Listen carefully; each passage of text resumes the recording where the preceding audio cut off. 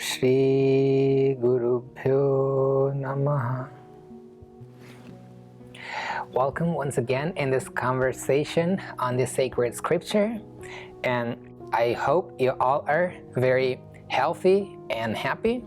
So with that in mind, let us proceed in the following verses that we were discussing. And in the previous classes, in some of our previous classes, we were discussing about the feelings of people, how feelings of people help to convey his actions. I mean, the feelings and emotions of every person are directly related to his actions. The way our actions are, the way our feelings are, the same way we introduce ourselves through our actions, and that's the thing that is presented in the scripture.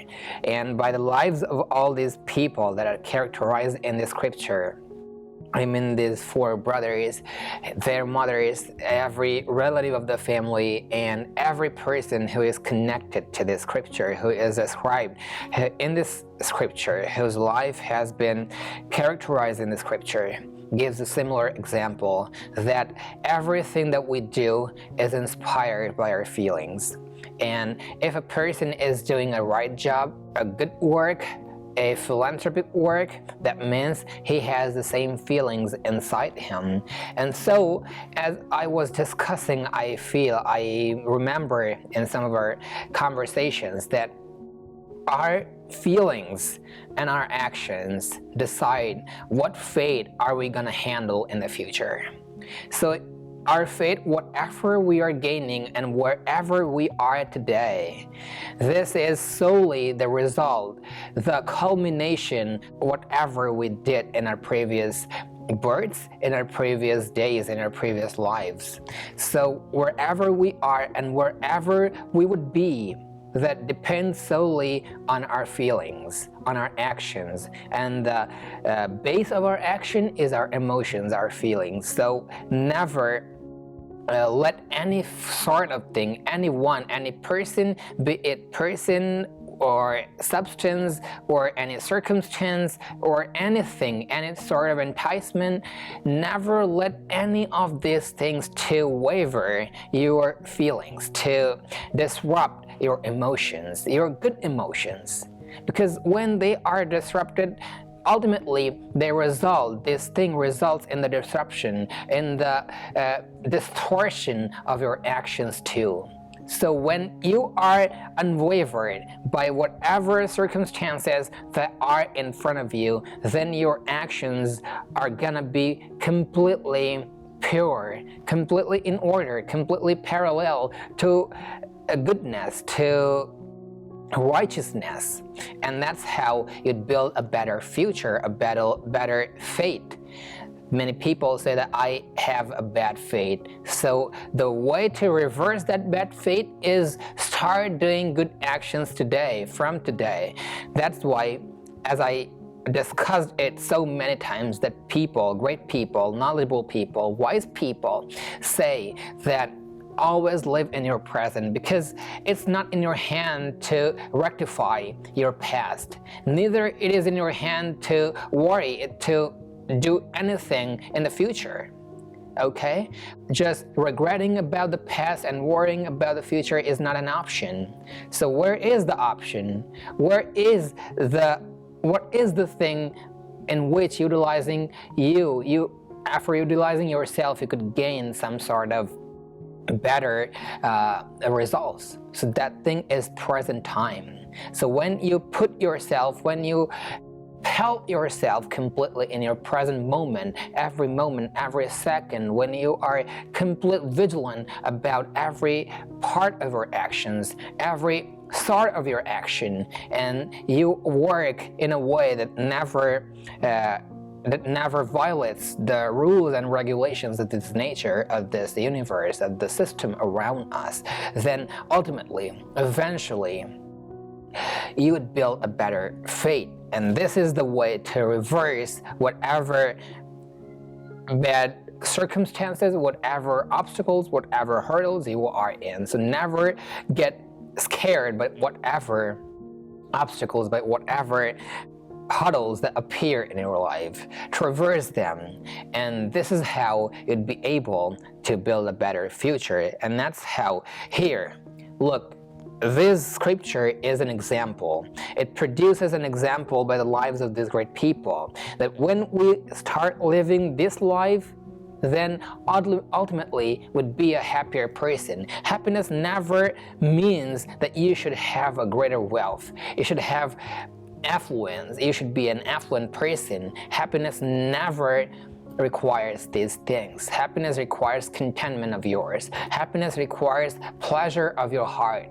And the pleasure of heart comes from your good work, your good life, your pure life. You just go back down to your past and see what are the things that give you most happiness today. And ultimately you'll get to the conclusion that your good works, your good behaviors, your pure lives, and the result of those work gives you pride, gives you happiness even today. So this is the thing, and this is the ultimate thing that the scripture teaches us, tries to tend our minds towards it. So what I was saying, that there is software and hardware in everything, in computers and also in our lives.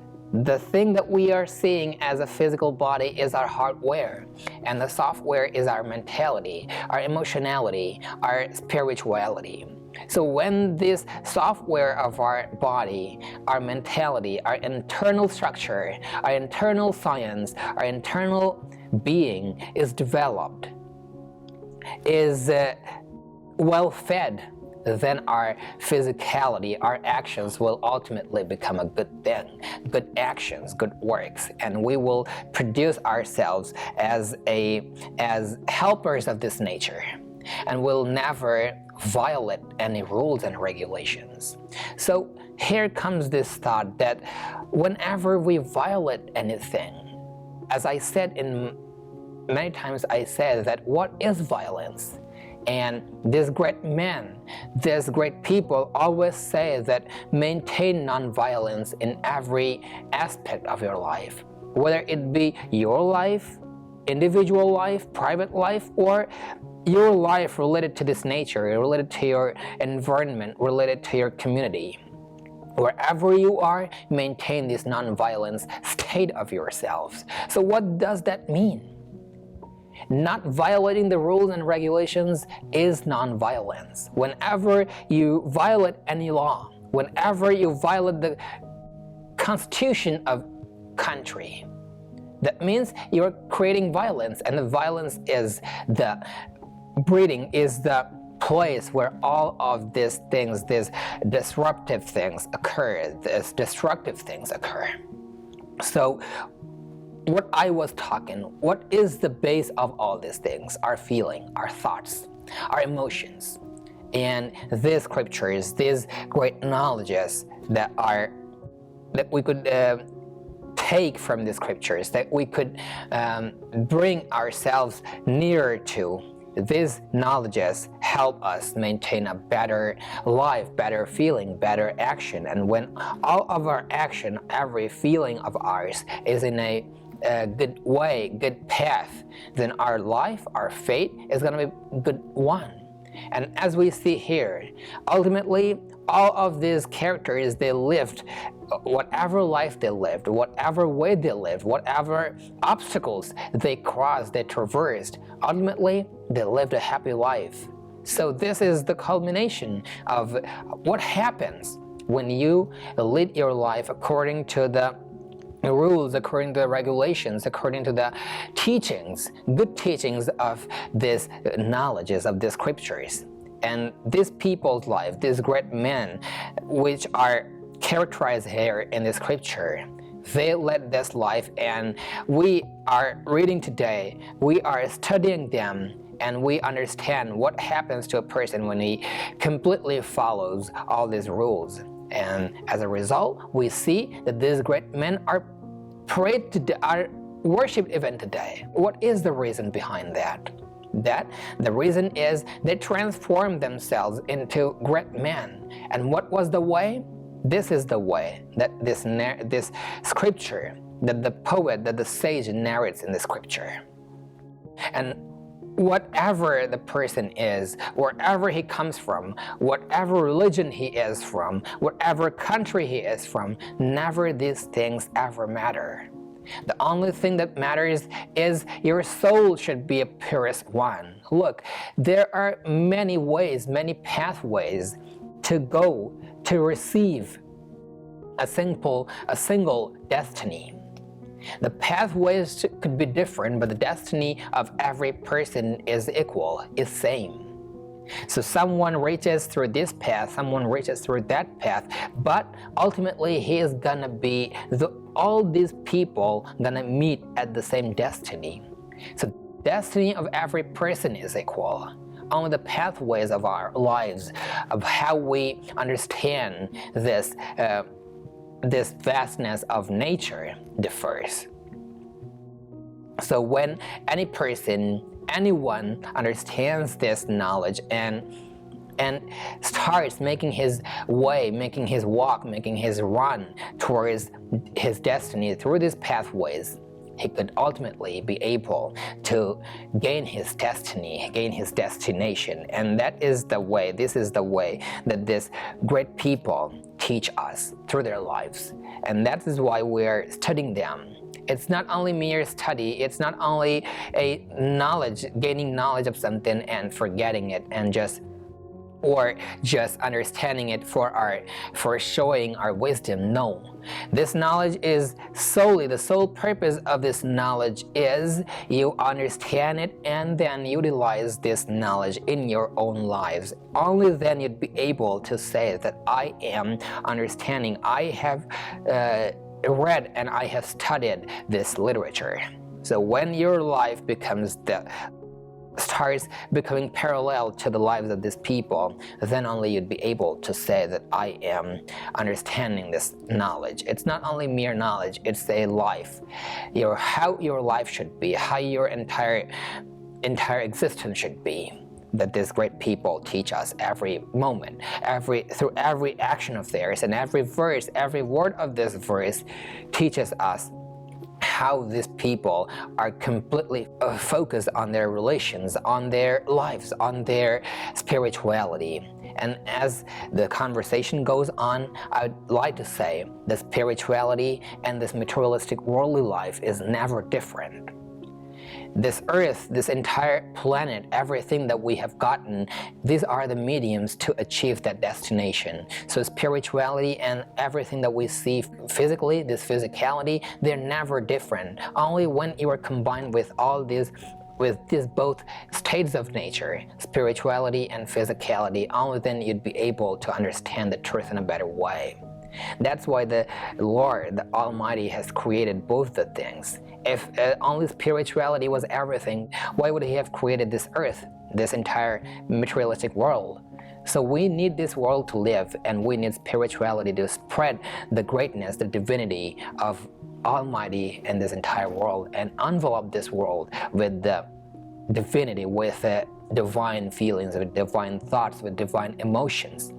And that is the initial, and that is the sole purpose of this human body, of our lives, that we create such an environment that where everyone lives for everyone, where everyone likes everyone, where everyone cares for everyone. And when this thing appears in our life, then we never need anyone to take care of us. This whole nature ultimately takes care of us, in a sense that these people represent here in the scripture. So here, every person, every character that we see is taking care of the other one. And that is how the journey goes on, and they start leading their way, and ultimately they became great people. And as I was moving towards speaking about this feeling and emotion and how they are connected with our actions, so this is the most important thing that I was talking to you from the first time of this class. So this feeling thing is the basic thing of our life, and if our feelings are good, then our work is gonna be ultimately good. whatever work we do. Because if we have good feelings in ourselves, then this is inevitable that we would do better works. And if we are doing better works with better feelings, then the result of that work is going to be better result. And we would be contented with whatever result that we're getting. So it's only the role of our feeling, whatever we see around us, of whatever way we see this world. The world is static, is equal for everyone, yet everyone watches this world in his own way. Why? Only because of his feelings. Everybody is driven by his feelings, his emotions. So everyone watches this world in a different manner. A spiritual person watches this world in a friendly manner, in a healthy manner, while a corrupt person watches this world full of corruptions. So this feeling thing is the most important thing to be taken control over. So you start working on this aspect of your lives. That's what this great knowledge, great scripture teaches us. And as we move on to the next verse, let us once again read this previous verse where we got two significant words. That was ayachat, and the next one was Ramam Arya Bhava Puraskritaha. So the verse was Gatvatu Sam Mahatmanam Ramam Satya Parakramam Ayachat Bhrataram Ramam Arya Bhava Puraskritaha Tomeva Raja Dharmajya Iti Ramam Vacho Abravit. Yes, so here this adjective for Sri Rama has been given. What it is said? Mahatmana. So the one whose soul is so great. And as we are discussing about this word, particular word, Mahatmana, great soul, we come across, well, while we are speaking about this thing, a general thought comes in our mind that soul is equal in every person. So how could it be a great soul in someone and a low-graded soul in someone? How could it be upgraded soul in someone and just low-graded soul in someone? How could it be great in someone? So the actions of a people, of a person, actions of every person makes his soul a great soul, a very happy soul. So these are just discussed in this literature, in this scripture, as how their lives are, how they are in reality. So oftenly people say that he has a great soul, relating his life. Okay, so when our lives are good, then that person eventually is said that he was a great soul person. That's how this scripture is describing Sri Rama. And next, the word that is describing Sri Rama is Satya Parakramam. So one who shows valor and achieves great things. Satya Parakram, one whose prosperity lies in truth. So here we get this word that being the prince of a very established kingdom, his devotion lies in truth. He is completely focused on his actions, on gaining the truth thing, gaining the truth of his life. So here we get this feeling, here we get this knowledge that only wealth is not everything. Gaining truth thing, gaining the truth of our lives, gaining and always remaining parallel, always helping the truth to come over everything. This is the ultimate position, this is the ultimate reality of our lives that this quality of Sri Rama teaches us. And look, everything that we see in this world, everything that we are around in this world are gonna be faded away one day. Death is gonna be taking away everything that we have. Only one thing that remains throughout our lives and beyond lives, what actions we committed in our lives. What truth did we accumulate throughout our lives? What are the thoughts, what are the feelings that we amass in ourselves throughout our lives? So this is the thing that matters, and that thing can never be taken away by anything, by even the death cannot take away those feelings. So this is the ultimate prosperity of others. What is prosperity? What is the happiness? What is the pleasure of prosperity if it is fading away after some years, after some moments? So this is the ultimate wealth of a person, that you always help truth. You always help the truth in yourself, and you always help raise the true things around yourself. And this is the ultimate legacy of a person. This is the ultimate purpose of a person. And that's why this word regarding Sri Rama is presented here, that he always shows his valor. He always works hard to raise the power of truth in himself and in his own kingdom. And only through the power of truth that it was the power that he was able to traverse all these great obstacles in his life.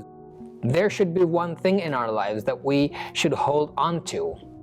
If you're not holding on anything, then you'd be alone in your lives. And what was the greatest companion of Sri Rama? What are the greatest companions of great people?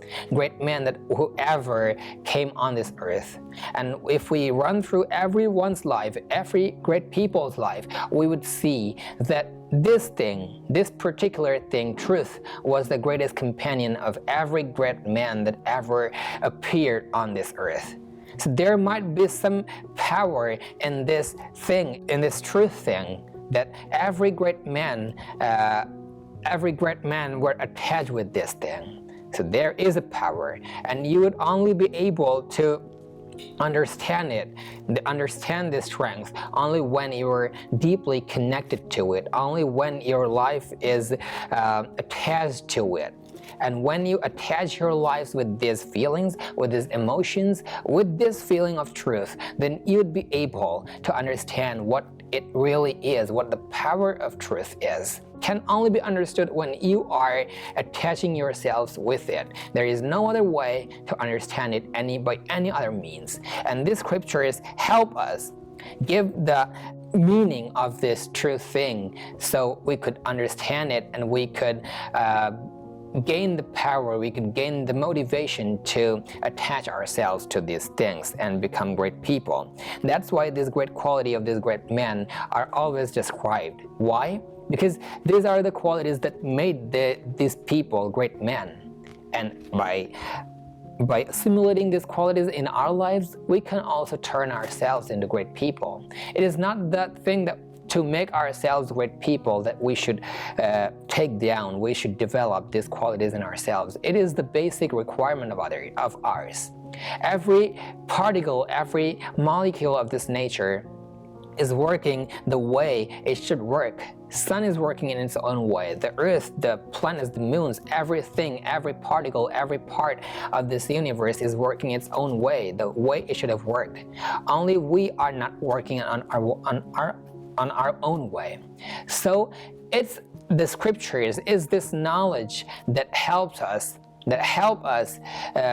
turn towards these great things that we were made for.